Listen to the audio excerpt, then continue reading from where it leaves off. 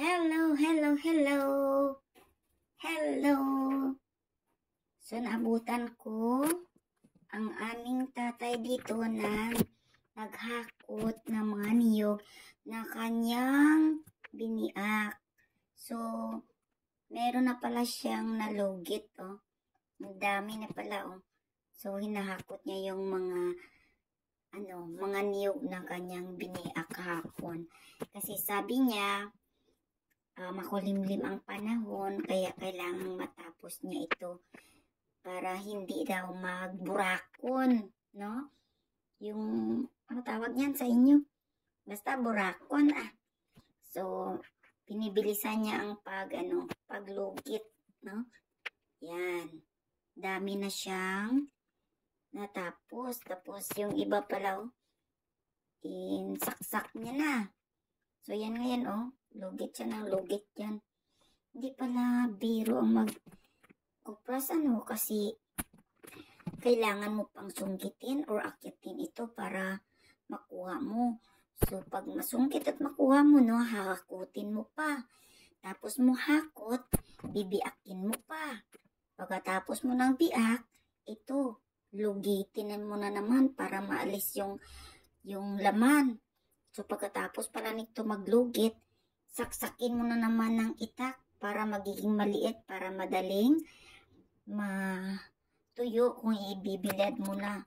Tapos, pagkatapos mo ng lugit, dapat isalansan mo rin yung yung kanyang mga bukong. Yan ang ginagawa ni tatay, sinasalansan niya. Tapos, gina-arrange niya pa dyan. Kasi, masama ang panahon ngayon, makulimlim, umuulan. So, para hindi naman masyadong mabasa, so doon niya nilagay. So, bumalik na naman siya sa paglugit.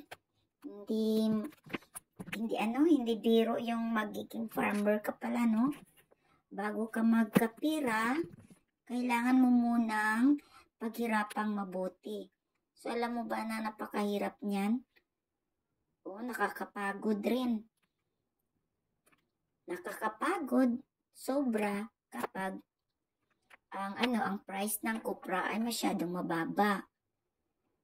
So, yan, ginagawa niya yan kasi kailangang malugit niya yan para hindi hindi masira. Kasi sayang din yung effort niya na pagsungkit, pag-akyat, tapos pagbiak, tapos pagkatapos biak, hakutin na naman niya, tapos ilugitin niya.